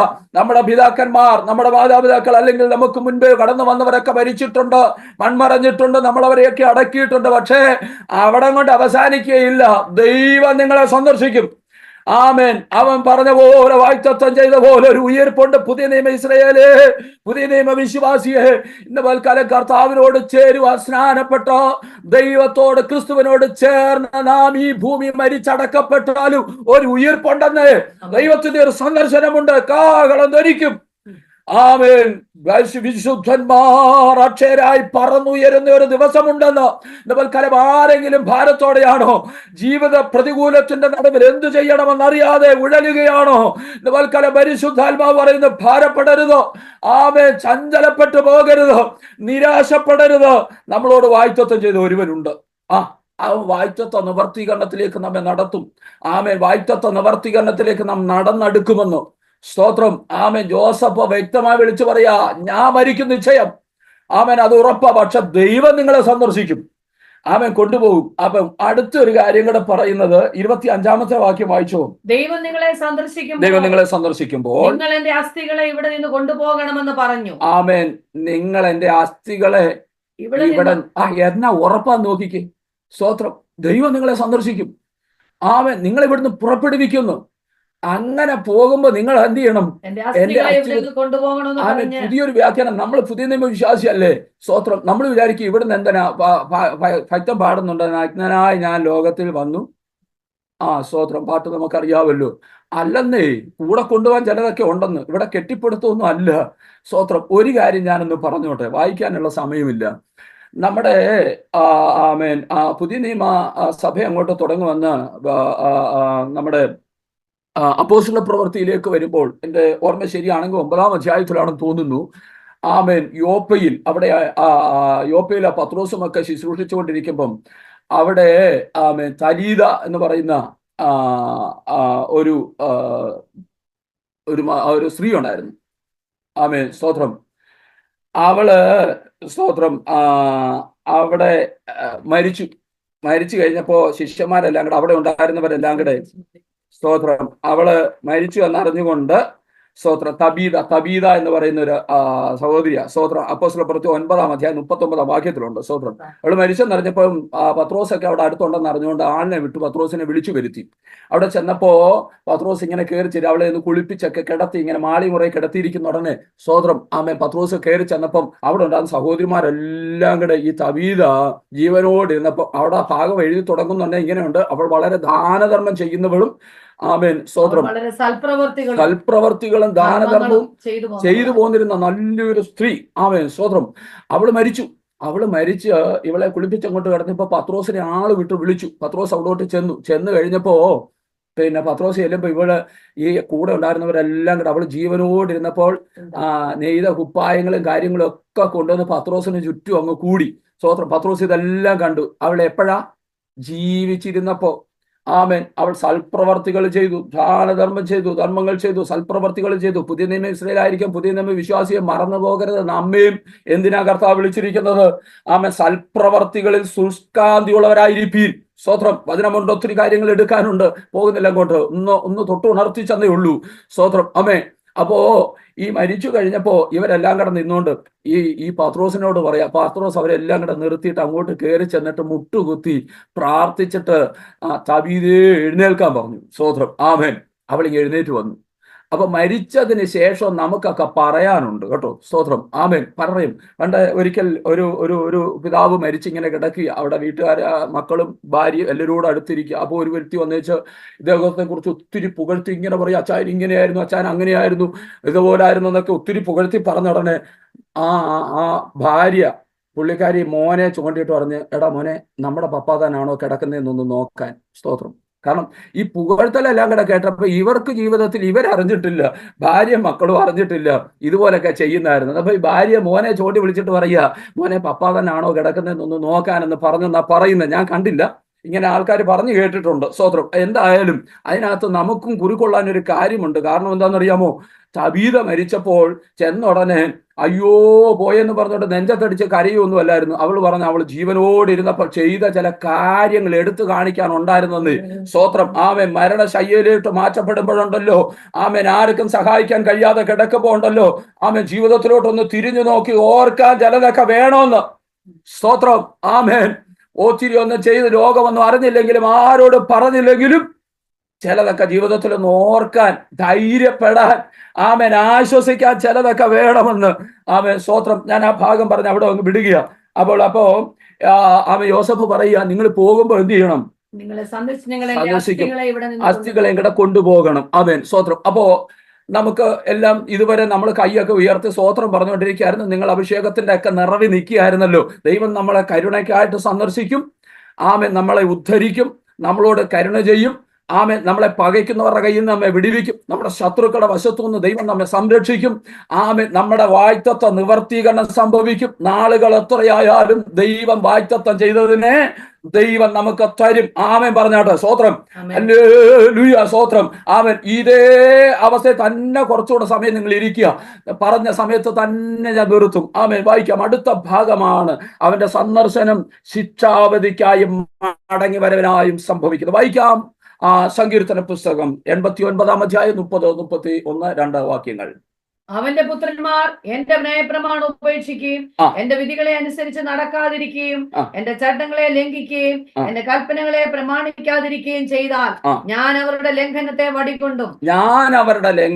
വടികൊണ്ടും അവരുടെ അകൃത്യത്തെ ദണ്ഡനം കൊണ്ടും സന്ദർശിക്കും. ആമേൻ. സ്തോത്രം. അപ്പോ വചനം വ്യക്തമായി പറയുകയാണ് എന്ത് ചെയ്യണമെന്നറിയാമോ? അവൻ വാടി കൊണ്ട് ഞാൻ അവരുടെ ലംഘനത്തെയും അവരുടെ അകൃത്യത്തെയും വടി കൊണ്ടും ദണ്ഡനം കൊണ്ടും സന്ദർശിക്കുന്ന കാലമുണ്ട് കേട്ടോ. സന്ദർശിക്കും. അപ്പോൾ അതിനെന്താ ചെയ്യേണ്ടതെന്ന് പറഞ്ഞാൽ, ഒന്ന്, 2 കാര്യങ്ങൾ നമ്മൾ ചെയ്യരുത്. 2 കാര്യങ്ങൾ ചെയ്യരുത്, 2 കാര്യങ്ങൾ ചെയ്യണം. എന്തൊക്കെയാണെന്നറിയാം? ഒന്ന്, ന്യായപ്രമാണത്തെ ഉപേക്ഷിക്കരുത്. എന്ത് ചെയ്യണ്ടേ? ന്യായപ്രമാണത്തെ ഉപേക്ഷിക്കരുത്. 2, ആമേൻ, അവയെ ലംഘിക്കരുത്. സ്തോത്രം. അവയെ ലംഘിക്കരുത്. അപ്പൊ 2 കാര്യങ്ങൾ: ന്യായപ്രമാണത്തെ ഉപേക്ഷിക്കരുത്, ന്യായപ്രമാണത്തെ ലംഘിക്കരുത്. ഇനി അനുസരിക്കേണ്ട കാര്യങ്ങൾ: ഒന്ന്, അനുസരിക്കണം. എന്തിനെ? ന്യായപ്രമാണത്തെ അനുസരിക്കണം, അത് പ്രമാണിക്കണം. സ്തോത്രം. അപ്പൊ 2 കാര്യം ചെയ്യരുത്, 2 കാര്യം ചെയ്യണം. എന്ത് ചെയ്യരുതെങ്കിൽ? ന്യായവിധിയായി സംഭവിക്കരുതെങ്കിൽ ന്യായപ്രമാണത്തെ ഉപേക്ഷിക്കരുത്, അതിലെ ലംഘിക്കരുത്. ആമേൻ. മറിച്ച് ന്യായപ്രമാണത്തെ അനുസരിക്കണം, ന്യായപ്രമാണത്തെ പ്രമാണിക്കണം. സ്തോത്രം. ഇനിയും ആമേൻ, ദൈവത്തിനൊരു സന്ദർശന കാലമുണ്ട്, ദൈവത്തിനൊരു സന്ദർശന ദിവസമുണ്ട്.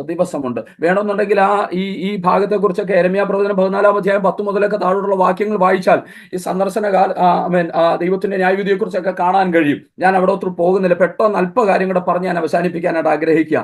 ആമേൻ. അടുത്ത ഇനി ദൈവത്തിന് ഒരു സന്ദർശന ദിവസമുണ്ട്. വായിക്കും. 1 പത്രോസ് 2 അധ്യായം 12 വാക്യം. 2:1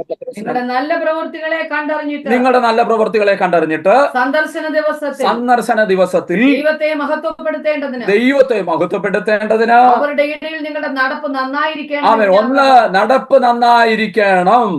അടുത്തത് എന്ന് ഞാൻ പ്രബോധിപ്പിക്കുന്നു. ആമേൻ. സ്തോത്രം. അടുത്ത വായിച്ചേ. അടുത്ത ഭാഗം താഴോട്ട്. സകല മാനുഷ്യ നിയമത്തിനും കർത്താവ് നിമിത്തം കീഴടങ്ങുകയും ശ്രേഷ്ഠാധികാരി എന്ന് വെച്ച് രാജാവിനും ദുഷ്പ്രവർത്തിക്കാരുടെ ദണ്ഡനത്തിനും സൽപ്രവർത്തിക്കാരുടെ മാനത്തിനുമായി അവനാൽ അയക്കപ്പെട്ടവർ എന്ന് വെച്ച് നാടുവാടികൾക്കും കീഴടങ്ങുകയും. 9 വാക്യം വായിച്ച്. 9, 10. നിങ്ങളോ അന്ധകാരത്തിൽ നിന്ന് തന്റെ അത്ഭുത പ്രകാശത്തിലേക്ക് നിങ്ങളെ വിളിച്ചവന്റെ സൽഗുണങ്ങളെ ഘോഷിപ്പാൻ തക്കവണ്ണം തിരഞ്ഞെടുക്കപ്പെട്ട ഒരു ജാതിയും രാജകീയ പുരോഹിത വർഗവും വിശുദ്ധ വംശവും സ്വന്തം ജനവും ആകുന്നു. ആമേൻ. സ്തോത്രം. അപ്പൊ 2 കാര്യങ്ങൾ ഞാൻ അങ്ങ് പറഞ്ഞു വിടുകയാണ് അവിടെ കേട്ടോ. ദൈവത്തിന്റെ ശിക്ഷാവധി വരാതിരിക്കണമെങ്കിൽ ഒന്ന്, നടപ്പ് നന്നായിരിക്കണം. സ്തോത്രം. 2, പ്രവൃത്തി നന്നായിരിക്കണം. സ്തോത്രം. 2 കാര്യവും നമ്മോട് വ്യക്തമായി ദൈവാത്മാവ് ബോധിപ്പിക്കുന്ന ഒരു കാര്യമാണ്, നമ്മെ പ്രബോധിപ്പിക്കുന്ന കാര്യമാണ്. ദൈവത്തിന്റെ സന്ദർശനം ശിക്ഷാവധിയായി വരാതിരിക്കണമെങ്കിൽ നടപ്പ് നന്നായിരിക്കണം, പ്രവൃത്തി നന്നായിരിക്കണം. സ്തോത്രം. ഇല്ലെങ്കിൽ ദൈവിക സന്ദർശനം കരുണയ്ക്കായിട്ടാകത്തില്ല, നിന്റെ ജീവിതത്തിൽ ഉദ്ധാരണത്തിനായിരിക്കത്തില്ല, നിന്റെ ജീവിതത്തിൽ ആമേൻ വിടുതലായി മാറത്തില്ല. ദൈവിക സന്ദർശനം വായ്ത്തത്വ നിവർത്തീകരണത്തിനാകത്തില്ല. നടപ്പ് നന്നായില്ലെങ്കിൽ, പ്രവൃത്തി നന്നായില്ലെങ്കിൽ, ആമേൻ ന്യായപ്രമാണം ഉപേക്ഷിച്ചാൽ, ന്യായപ്രമാണം ലംഘിച്ചാൽ, അതനുസരിക്കാതിരുന്നാൽ, അതിനെ ഉപേക്ഷിച്ച് കളഞ്ഞാൽ, ആമേൻ ദൈവിക സന്ദർശനം ശിക്ഷാവധിയായി തീരുമെന്ന് പറയുന്നു. ആമേൻ നടപ്പ് നന്നായിരിക്കണം, 2 പ്രവൃത്തി നന്നായിരിക്കണം. സ്തോത്രം. ഇനി സന്ദർശന കാലമുണ്ട് കേട്ടോ, സന്ദർശന കാലമുണ്ട്. യെരമ്യാ പ്രവചനം 23-ാം അധ്യായം 11-12 വാക്യങ്ങളിൽ വായിക്കുന്നു, ദൈവത്തിന് ഒരു സന്ദർശന കാലമുണ്ട്. സന്ദർശന കാലം. ആമേൻ. യെരമ്യാ പ്രവചനം 23-ാം അധ്യായം 11-12 വാക്യം. പ്രവാചകനും പുരോഹിതനും ഒരുപോലെ വഷളന്മാരായിരിക്കുന്നു. അയ്യോ സ്തോത്രം. ഇത് നമ്മളെ ഞെട്ടിക്കുന്ന ഒരു സംഭവമാണ് അല്ലേ? ആരൊക്കെയാണ്? പ്രവാചകനും പുരോഹിതനും ഒരുപോലെ വഷളന്മാരായിരിക്കും. ആമേ സ്തോത്രം. പിന്നെ നമ്മളൊക്കെ പറഞ്ഞിട്ടുണ്ട്, ആനയ്ക്ക് ഭ്രാന്ത് പിടിച്ചാൽ ചങ്ങലയ്ക്കിടാൻ, ചങ്ങലയ്ക്ക് ഭ്രാന്ത് പിടിച്ചാൽ എന്നാ ചെയ്യും? സ്തോത്രം. ആമേൻ സ്തോത്രം. ഹല്ലേലൂയ. ആമേൻ. വായിച്ചു. പുരോഹിതനും ആലയത്തിലും ഞാൻ അവരുടെ ദുഷ്ടത കണ്ടിരിക്കുന്നു യഹോവയുടെ അരുളപ്പാട്. അതുകൊണ്ട് അവരുടെ വഴി അവർക്ക് ഇരുട്ടത്ത് ഇരുട്ടായിരിക്കും, വഴുവഴുപ്പായിരിക്കും. അവർ അതിൽ കാൽ തെറ്റി വീഴും. ആമേൻ. തെന്നി വീഴും. ഞാൻ അവർക്ക് അനർത്ഥം അവരുടെ സന്ദർശനകാലം തന്നെ വരുത്തും. അവരുടെ സന്ദർശനകാലം വരുത്തും. ഈ സന്ദർശനകാലം എന്താ? ന്യായവിധിയുടെയാ. ദൈവം പറയുകയാണ്, ഒരുപോലെ വഷളത്വം പ്രവർത്തിച്ചിരിക്കുകയാ. അത് പുരോഹിതനെന്നില്ല, പ്രവാചകനില്ല, ആമേൻ, സകല മനുഷ്യരും ഒരുപോലെ തെറ്റി നിൽക്കുമ്പോ ഇന്ന് പൽക്കാലം ഞാനൊരു കാര്യം പറയാം. ആമേൻ. എല്ലാവരും തെറ്റിയവരല്ല പ്രിയരെ, എല്ലാവരും വഷളായി പോയവരല്ലെന്ന്. ആമേൻ. ഏലിയാവ് പറഞ്ഞു, കർത്താവേ, ഞാൻ ഇനി ആമേൻ മറ്റുള്ളവരെക്കാളും ഞാൻ അത്ര ശ്രേഷ്ഠനൊന്നുമല്ല, ഞാൻ ആമേൻ മറ്റുള്ള മനുഷ്യനെ പോലെ സമസ്വഭാവമുള്ളവനാ, എന്നെ അങ്ങ് എടുത്തോടെ, ഞാൻ മാത്രമേ ഉള്ളെന്ന് പറഞ്ഞപ്പോ സ്തോത്രം, കർത്താവ് പറഞ്ഞൊരു കാര്യമുണ്ട്, ഏലിയാവേ, നിനക്ക് തെറ്റി, നിന്റെ ചിന്ത നീ മാത്രമേ ഉള്ളെന്ന. പക്ഷെ വേറെ 7000 എണ്ണത്തിന് മുട്ടുമടക്കാത്തവന്, വഷളത്തരത്തിന് മുട്ടുമടക്കാത്ത, അകൃത്യത്തിന് മുട്ടുമടക്കാത്ത, പാപത്തിന് മുട്ടുമടക്കാത്ത, ആമേൻ, നേരോടെ വിശ്വസ്തയോടെ നിഷ്കളങ്കതയോടെ എന്നെ സേവിക്കുന്ന ഒരു കൂട്ടത്തെ ഞാൻ മാറ്റി നിർത്തിയിട്ടുണ്ടെന്ന്. അവരെ ചേർക്കാനാ ദൈവം വരുന്നത്. ആമേൻ. സ്തോത്രം. ഇന്ന് പോൽക്കാലം ഞാൻ പറയട്ടെ, സന്ധ്യക്ക് വിളിച്ചു പറയാം, ആമേൻ, ഒരുപോലെ തെറ്റിപ്പോയാല് ഞാൻ വിശുദ്ധിയോടെ നിൽപ്പാൻ ശ്രമിക്കണം. സ്തോത്രം. 100% ഒന്നും ആയെന്ന് ഞാൻ ആമേൻ ഉറപ്പൊന്നും പറയുന്നില്ല, എനിക്കതിന് ആമേൻ അത്രയൊന്നും പറയാനില്ല. പക്ഷെ ഒരു കാര്യമുണ്ട്, ആവോളം സ്തോത്രം, നമ്മളെ കൊണ്ട് ആവോളം, സ്തോത്രം, നമ്മളെ കൊണ്ട് ആവോളം, ആമേൻ, നിഷ്കളങ്കതയോടെ വിശുദ്ധിയോടെ നിൽക്കാൻ ശ്രമിക്കുക. ദൈവ മുഖാന്തരം ഒരുക്കും. ആമേൻ. കൊണ്ടോ. അപ്പോ സന്ദർശന കാലമുണ്ട്. സന്ദർശന കാലം എന്തോ ചെയ്യുന്നതെന്നറിയാമോ? സ്തോത്രം. ആമേൻ. ലൂക്കോസ് സുവിശേഷം 19:3 വായിച്ചേ. സ്തോത്രം. ലൂക്കോസ് സുവിശേഷം 19:43. ലൂക്കോസ് 19:43. നിന്റെ സന്ദർശനകാലം നീ അറിയാഞ്ഞതുകൊണ്ട് നിന്റെ ശത്രുക്കൾ നിനക്ക് ചുറ്റും വാടകോരി നിന്നെ വളഞ്ഞ് 4 പുറത്തും ഞെരുക്കി. ആമേൻ. സ്തോത്രം. സന്ദർഭം ഞാൻ വിവരിക്കുന്നില്ല, നമ്മുടെ കർത്താവായ യേശുക്രിസ്തു പറഞ്ഞതാ. സ്തോത്രം കേട്ടോ. വലിയ മഹത്വമൊക്കെ പറഞ്ഞപ്പോഴേ, വലിയ കാര്യമൊക്കെ പറഞ്ഞോണ്ട് കർത്താവ് പറഞ്ഞൊരു കാര്യമാ. ആമേൻ. നിന്റെ സന്ദർശനകാലം നീ അറിയാത്തത് കൊണ്ട് നിന്റെ ശത്രുക്കൾ നിന്റെ ചുറ്റും വാടകോരി നിന്നെ വളഞ്ഞ് 4 പുറത്തും ഞെരുക്കും. നിന്നെയും നിന്നുള്ള നിന്റെ മക്കളെയും നിലത്ത് തള്ളിയിട്ട് നിങ്ങൾ കല്ലിന്മേൽ കല്ല് ശേഷിപ്പിക്കാതിരിക്കുന്ന കാലം നിനക്ക് വരും. സ്തോത്രം. 19:41, 42, 44 വാക്യങ്ങളൊക്കെ വായിച്ചാൽ അറിയാം, വായിക്കണ്ട.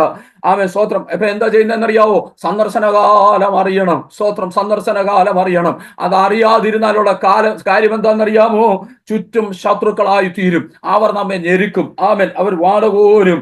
മക്കൾ വീണുപോകും, തകർന്നു പോകും. ആമേൻ. അതുകൊണ്ട് ഇന്ന് പൽക്കാലം വേദനയോടെ ഞാൻ വിളിച്ചു പറയാ, നിൽക്കുന്നു എന്ന് തോന്നുന്നവൻ വീഴാതിരിപ്പാൻ നോക്കിക്കൊള്ളട്ടെ. എവിടോട്ട് നോക്കണം?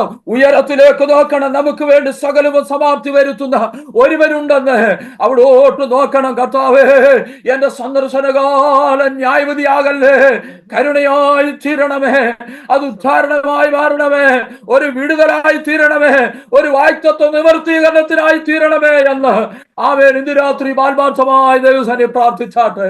Hallelujah, hallelujah. സന്ദർശന കാലം അറിയുന്നില്ലെങ്കിൽ ആമേൻ സ്തോത്രം, അവിടെ വല്ലാത്ത പ്രതികൂലത്തിൽ അകപ്പെടും. ഒരു വാക്യം കൂടെ വായിക്കാം.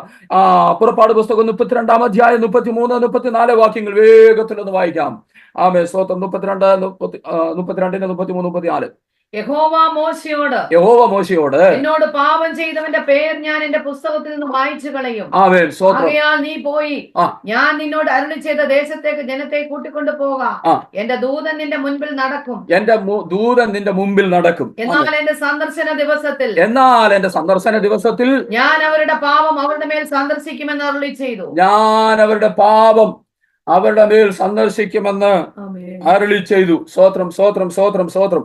മോശയോട് ദൈവം പറഞ്ഞൊരു കാര്യമാണ്, എന്റെ ഒരു സന്ദർശന കാലം വരും. സ്തോത്രം. അന്ന് അവരുടെ പാപം ആമേൻ സ്തോത്രം അവരുടെ മേൽ 32 പേര് പറയുന്നുണ്ട്. മോശ പറയുന്നുണ്ട്, വായിക്കണ്ട, സമയമില്ല, 2 മിനിറ്റ് കൂടെ ഉള്ളൂ, ഞാൻ എന്റെ വാക്ക് ആമേൻ അവസാനിപ്പിക്കാൻ പോകുക. സ്തോത്രം. പേര് പറയുന്നുണ്ട്, എന്റെ പേര് മായ്ച്ചു കളയണമേ. സ്തോത്രം. അപ്പൊ കർത്താവ് പറഞ്ഞൊരു കാര്യമുണ്ട്, പാപം ചെയ്തവരുടെ പേര് ഞാൻ എന്റെ പുസ്തകത്തിൽ നിന്ന് മായ്ച്ചു കളയും, അവരുടെ പാപം അവരുടെ മേൽ സന്ദർശിക്കുമെന്നും ദൈവം തന്റെ ക്രോധത്തിൽ അരുളി ചെയ്തു. സ്തോത്രം. ആമേൻ. ഭയപ്പെടേണ്ട പ്രിയപ്പെട്ടവരെ, പാപം ചെയ്താൽ മടങ്ങി വരാൻ ഒരുവനുണ്ട്, നമ്മുടെ കർത്താവും നമ്മുടെ രക്ഷിതവുമായ ആമേൻ അവിടുത്തെ പുത്രനുമായ യേശുവിന്റെ രക്തം നമ്മുടെ സകല പാപവും പോക്കി നമ്മെ ശുദ്ധീകരിക്കുന്നതായതുകൊണ്ട് കൃപാസനത്തോളം അടുത്തിയെല്ലാം നമുക്കൊരു വഴി തുറന്നു വെച്ചിട്ടുണ്ട് ദൈവം. ആമേൻ. ജീവിതത്തിൽ വന്ന പാപങ്ങളെയൊക്കെ ഏറ്റു പറഞ്ഞ് ഉപേക്ഷിക്കുന്നെങ്കിൽ അവൻ കരുണ കാണിക്കുമെന്ന്, അവൻ കരുണ ചെയ്യും. ആമേൻ സ്തോത്രം. അപ്പോൾ ന്യായവിധിക്കുള്ള ആമേൻ ന്യായവിധിയായി മാറാതെ ഇരിക്കേണ്ടതിന് നമുക്ക് ദൈവകരങ്ങളിൽ ഏൽപ്പിക്കാം. പ്രിയരെ, നമുക്കൊരു സന്തോഷത്തിന്റെ വാർത്തയുണ്ട്. നമ്മൾ ആദ്യം വായിച്ചായിരുന്നു, ആർദ്ര കരുണയാൽ അവൻ ഉദയം നമ്മെ സന്ദർശിച്ചിരിക്കുക. ഒരു വേദഭാഗം കൂടെ വായിക്കാം. യെശയ്യാ പ്രവചനം 53-ാം അധ്യായം 6-ാമത്തെ വാക്യം. സ്തോത്രം. 6:53 നാം എല്ലാവരും ആടുകളെ പോലെ തെറ്റിപ്പോയിരുന്നു. നാം ഓരോരുത്തരും താൻ താന്റെ വഴിക്ക് തിരിഞ്ഞിരുന്നു. എന്നാൽ യഹോവ നമ്മുടെ എല്ലാം ആകൃത്യം അവന്റെ മേൽ ചുമത്തി. തന്നെത്താൻ താഴ്ത്തി. 8-10 വാക്യം. അവൻ പീഡനത്താലും ശിക്ഷാവിധിയാലും എടുക്കപ്പെട്ടു. ജീവനോടെ ദേശത്ത് നിന്ന് അവൻ ഛേദിക്കപ്പെട്ടു എന്നും എന്റെ ജനത്തിന്റെ അതിക്രമ നിമിത്തം അവന് ദണ്ഡനം വന്നുവെന്നും അവന്റെ തലമുറയിൽ ആർ വിചാരിച്ചു. അവൻ സാഹസമൊന്നും ചെയ്യാതെയും അവന്റെ വായിൽ വഞ്ചനയൊന്നും ഇല്ലാതെയും ഇരുന്നിട്ടും അവർ അവനെ ദുഷ്ടന്മാരോടുകൂടെ ശവക്കുഴി കൊടുത്തു. ആമേൻ സ്തോത്രം. അടുത്തതോടെ അവന്റെ മരണത്തിൽ അവൻ സമ്പന്നന്മാരോട് കൂടെ ആയിരുന്നു. അവനെ തകർത്ത് കളയുവാൻ യഹോവയ്ക്ക് ഇഷ്ടം തോന്നി. സ്തോത്രം. പ്രിയരെ, ഒരു സന്തോഷ വർത്തമാനമുണ്ട്, ഒരു സദ്വർത്തമാനമുണ്ട്. ആമേൻ. ഇന്നെന്ന പോലെ എല്ലാ ജനത്തിനും ഒരു സദ്വർത്തമാനമുണ്ട്. നമ്മൾ ഈ കഴിഞ്ഞ ആഴ്ചകളിലൊക്കെ പലരും ആമേൻ യേശുവിന്റെ ഉയർപ്പൊക്കെ കൊണ്ടാടിയ ദിനങ്ങളായിരുന്നല്ലോ. സ്തോത്രം. ഞാനൊരു കാര്യം പറയാം, അവന്റെ സന്ദർശനകാലം ന്യായവിധിക്കായി മാറിയപ്പോൾ അവന്റെ സന്ദർശനകാലം കരുണയ്ക്കായി, ആർദ്ര കരുണ നമ്മുടെ മേൽ ഉയരത്തിൽ നിന്ന് ഉദയം ചെയ്തു. നാം എല്ലാം ആടുകളെ പോലെ തെറ്റിപ്പോയവരായിരുന്നു. ആമേൻ. നമുക്ക് ബോധിച്ച വഴി നമ്മെ നടന്നവരായിരുന്നു. എന്നാൽ നമ്മുടെ സകല അകൃത്യങ്ങളും അവന്റെ മേൽ ചുമത്തി, യേശുവിന്റെ മേൽ ചുമത്തി അവൻ നമുക്ക് വേണ്ടി ഒരു ഏകയാഗമായി തീർന്നു. പ്രിയരെ, അവൻ യേശു ബേഥലഹേമിൽ ജനിച്ചപ്പോൾ അവനെ കാണാൻ ആദ്യം എത്തിയത് ആരാണെന്നറിയാമോ? ആട്ടിടയന്മാരാ. സ്തോത്രം. വചനം നമ്മെ പഠിപ്പിക്കുന്നുണ്ട്, നമ്മുടെ പെസഹ കുഞ്ഞാട് മറുക്കപ്പെട്ടു, ക്രിസ്തു തന്നെ. സ്തോത്രം. അപ്പോൾ നമുക്കുടെ പാപങ്ങൾ ക്ഷമിക്കാനായി, നമ്മുടെ പാപപരിഹാരത്തിന് വേണ്ടി ഒരുവൻ കാൽവരിയാഗമായി തീർണം. ആമേൻ. പാപമില്ലാത്ത, ഊനമില്ലാത്ത ഒരു കുഞ്ഞാട് യേശു ജനിച്ചപ്പോൾ ആദ്യം ദൂതന്മാര് പറഞ്ഞത് ആട്ടിടയന്മാരോടാ. എന്താ കാരണമെന്നറിയാമോ? ഒരു കുഞ്ഞാട്, ഊനമില്ലാത്ത ഒരു കുഞ്ഞാട് അറുക്കപ്പെടണം. ബേഥലഹേമിൽ ദൂതന്മാരോട്, ആ ദൂതന്മാർ വന്ന് ആമേൻ ആടിനെ മേയിച്ചുകൊണ്ടിരുന്ന ആട്ടിടയന്മാരോട് ദൈവം ഒരു അരുളി ചെയ്തു, ഇതാ സർവ്വജനത്തിനും ഉണ്ടാകുവാനുള്ള ഒരു മഹാസന്തോഷം നിങ്ങളോട് അറിയിക്കാം. ബേത്ലഹേമിൽ ഒരുവൻ ജനിച്ചിരിക്കുകയാ. അവരെല്ലാവരും കൂടെ ബേത്ലഹേമിലേക്ക് പോയി. അവിടെ ചെന്ന ശിശുവിനെ മറിയോടും ജോസഫിനോടും കൂടെ കണ്ടു. പശുത്തൊട്ടിയിൽ കിടത്തിയിരിക്കുന്ന കുഞ്ഞിനെ കണ്ട് അവരോട് ദൂതന്മാര് പറഞ്ഞ കാര്യങ്ങൾ അവരോട് അറിയിച്ചു, സംഗ്രഹിച്ചു. എന്താ കാര്യമെന്നറിയാമോ? ഈ കുഞ്ഞാട് അല്പം കൂടെ കഴിയുമ്പോൾ അറുക്കപ്പെടേണ്ടത്. ഊനമുണ്ടാകരുത്, ഒരു പാപമുണ്ടാകരുത്. ആദ്യം അവനെ ചെക്ക് ചെയ്യാൻ ആട്ടിടയന്മാർ വന്നു. ന്യായപ്രമാണ പ്രകാരം ഊനമില്ലാത്ത ഒരാട്ടും കൂട്ടി ജനത്തിന്റെ പാപപരിഹാരത്തിനു വേണ്ടി അറുക്കപ്പെടുന്നെങ്കിൽ ഇതാ മഹാപുരോഹിതനായി നമ്മുടെ കർത്താവ് അവൻ ജനിച്ചു വീണുമ്പോൾ ചെക്ക് ചെയ്യാൻ ദൂതന്മാർ ആട്ടിടയന്മാരെ അയച്ചു. ദൈവം അവിടെ ചെന്നവർ ചെക്ക് ചെയ്തു. ഒരു ഊനവും കണ്ടില്ലെന്ന്. പിന്നെന്തിനാ ലോകപ്രകാരം വിധിക്കാനായിട്ട് പീലാത്തോസിന്റെ കൽത്തളത്തിലോട്ട് വിട്ടു.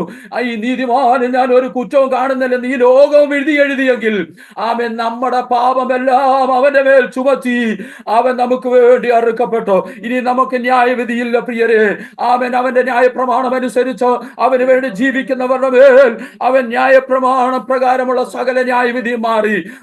നാം സ്വതന്ത്രരായി. അങ്ങനെയെങ്കിൽ ഇന്ന് പോൽക്കാലം ആ ദൈവത്തെ ആരാധിപ്പാൻ നമ്മെ കർത്താവ് വിളിച്ചു ചേർത്തല്ലോ. ഇന്ന് പോൽക്കാലം ഈ ശബ്ദം കേൾക്കുന്ന ആരെങ്കിലും ഇതുവരെ കർത്താവിനോട് ചേരാൻ കഴിഞ്ഞിട്ടില്ലെങ്കിൽ പ്രിയരെ, നമ്മുടെ കർത്താവിനോട് ചേരുക.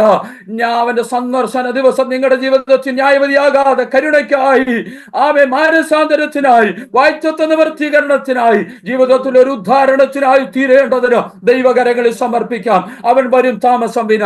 നമ്മുടെ പാപം മൊത്തം അവന്റെ മേൽ ചുമത്തി രണ്ട് കള്ളന്മാരുടെ നടുവിൽ ആകാശത്തിനും ഭൂമിക്കും മധ്യേ ഇരു കള്ളന്മാരുടെ നടുവിൽ നമുക്ക് വേണ്ടി യാഗമായി തീർന്ന കുഞ്ഞാട് ഇന്ന് പിതാവിന്റെ വലത്തു ഭാഗത്ത് നമുക്ക് വേണ്ടി പക്ഷപാതം ചെയ്യുക എന്ന താമസം വിന വരും. അവന്റെ മടങ്ങി വരമിക്കൽ കാഹളം ധരിക്കുമ്പോൾ നാം എല്ലാവരും ഒരുപോലെ എടുക്കപ്പെടേണ്ടതിന് ഈ വചനം അനുസരിക്കാം, വചനത്തിൽ നിലനിൽക്കാം. നമ്മുടെ പ്രവൃത്തി നന്നായിരിക്കട്ടെ, നടപ്പ് നന്നായിരിക്കട്ടെ. ഈ വചനങ്ങളാൽ കർത്താവ് നമ്മെ സഹായിക്കുകയും അനുഗ്രഹിക്കുകയും ചെയ്യട്ടെ. ഒരു നിമിഷം കണ്ണുകളെ ദിവസത്തിൽ അടയ്ക്കാം. ഇന്ന് രാത്രി ആരെങ്കിലും ഭാരത്തോടെ ആയിരിക്കുന്നെങ്കിൽ, വേദനയോടെ ആയിരിക്കുന്നെങ്കിൽ, ദൈവസന്നിധിയിൽ വളരെ ഭാരത്തോടെ നിങ്ങളുടെ ജീവിതത്തിൽ ഒരു വായ്ത്തത്വ നിവർത്തീകരണം ഇതുവരെ കാണാൻ കഴിഞ്ഞിട്ടില്ലെങ്കിൽ ഒരു നിമിഷം ദൈവസന്നിധിയിൽ കണ്ണുകൾ അടയ്ക്ക്. ആത്മാർത്ഥമായി കർത്താവിനോട് പറ, കർത്താവേ അവിടുന്ന് എന്നെ ഒന്ന് സന്ദർശിക്കണമേ. അതെന്റെ ജീവിതത്തിൽ ഒരു ഉദ്ധാരണമായി തീരട്ടെ, ഒരു വിടുതലായി തീരട്ടെ. എന്റെ വായ്ത്തത്വ നിവർത്തീകരണത്തിന് മുഖാന്തരമായി തീരേണ്ടതിന് യേശുവിന്റെ നാമത്തിൽ അവിടുത്തെ സന്ദർശനത്തിനായി എന്നെ തന്നെ സമർപ്പിക്കുകയാണെന്ന് ഇന്ന് പോൽക്കാലം എത്ര പേർ ഈ സന്ധ്യയെങ്കിൽ പ്രാർത്ഥിക്കും. ദൈവം നിന്റെ ജീവിതത്തിൽ അത്ഭുതങ്ങൾ ചെയ്യും. പരിശുദ്ധ ദൈവമേ, സ്വർഗ്ഗസ്ഥ പിതാവേ, നന്ദിയോടെ ഞങ്ങൾ തിരുനാമത്തിന് സ്തോത്രം ചെയ്യുന്നു. അവിടുത്തെ ആർദ്ര കരുണയാൽ ഉയരത്തിൽ നിന്ന് ഉദയം ഞങ്ങളെ സന്ദർശിച്ചിരിക്കുകയാ. അതിന് മറുത്തു നിൽക്കാൻ ഇടയാകാതെ അതിനോട് ചേർന്ന് നിൽക്കാൻ ഇടയായി തീരേണ്ടതിന് ഞങ്ങളെ സമർപ്പിക്കുന്നു. ഇന്ന് രാത്രി വചനം കേട്ട ദൈവജനത്തെ അവിടുത്തെ കരങ്ങളിൽ സമർപ്പിക്കുന്നു. അവരുടെ ജീവിതത്തിൽ ഭാരങ്ങൾ, പ്രയാസങ്ങൾ, പ്രതികൂലങ്ങൾ ഏതെങ്കിലും അവരുടെ ജീവിതത്തിൽ നേരിടുന്നെങ്കിൽ ഇന്ന് രാത്രി ദൈവിക സന്ദർശനം അവരുടെ ജീവിതത്തിൽ നടക്കട്ടെ. അത് വായ്ത്തത്വ നിവർത്തീകരണത്തിനായി തീരട്ടെ, ഒരു ഉദ്ധാരണത്തിനായി തീരട്ടെ, ഒരു വിടുതലായി തീരട്ടെ. ഞങ്ങളുടെ പാപവും അകൃത്യവും അവിടുത്തെ ചുമലിൽ മേൽ ചുമത്തി അങ്ങ് ഞങ്ങൾക്ക് വേണ്ടി യാഗമായി തീർന്നല്ലോ. ഏകയാഗമായി തീർന്ന അവിടുത്തെ മുഖത്തേക്ക് ഞങ്ങൾ നോക്കുന്നു. ഞങ്ങളുടെ അകൃത്യങ്ങൾ, പാപങ്ങളൊക്കെ ഞങ്ങൾ ക്ഷമിക്കണം. കാൽവറി രക്തത്താൽ ഞങ്ങളെ കഴുകണമേ. നിത്യതയ്ക്ക് ഞങ്ങളെ അവകാശികളാക്കി തീർത്തത് കൊണ്ട് സ്തോത്രം. യേശുവിന്റെ നാമത്തിൽ ഈ ജനത്തെ ഞാൻ ബ്ലെസ് ചെയ്യുകയാണ്. നിറഞ്ഞ മനസ്സോടെ ജനത്തെ അനുഗ്രഹിക്കുന്നു. ദൈവിക വായ്ത്തത്വങ്ങൾ നിറവേറട്ടെ. അവിടുത്തെ നാമം ചൊല്ലി ഞങ്ങൾ അനുഗ്രഹിക്കുന്നു. പ്രാർത്ഥന കേട്ടതിന് നന്ദി, യേശുവിൻ നാമത്തിൽ തന്നെ ആമേൻ. കർത്താവ് നമ്മെ എല്ലാവരെയും സഹായിക്കട്ടെ. ഇങ്ങനെ അവസരം ഒരുക്കിയ എല്ലാ മുഖാന്തരങ്ങൾക്കായി ഞാൻ ദൈവത്തിന് സ്തോത്രം ചെയ്യുന്നു. അലക്സ് പാസ്റ്റർ ജോയിൻ ചെയ്തിട്ടുണ്ട്. പ്രിയ കർത്താവിനെ ഓർത്ത് സ്തോത്രം ചെയ്യുന്നു. എന്നെ പരിചയപ്പെടുത്തിയത്, ഇൻട്രൊഡ്യൂസ് ചെയ്തതും പ്രിയ അലക്സ് പാസ്റ്റർ ആണ്. പ്രിയപ്പെട്ടവനോടുള്ള നന്ദി, സ്നേഹം അറിയിക്കുന്നു. അതുപോലെ തന്നെ ഡെനീസ് കുടുംബം, പ്രിയ മാതാവിന് എല്ലാവർക്കും ഒരിക്കൽ കൂടെ നന്ദി അറിയിക്കുന്നു. ഞങ്ങളെയും ഓർത്ത് പ്രാർത്ഥിക്കുക. കർത്താവ് നമ്മെ എല്ലാവരെയും ധാരാളമായി സഹായിക്കും.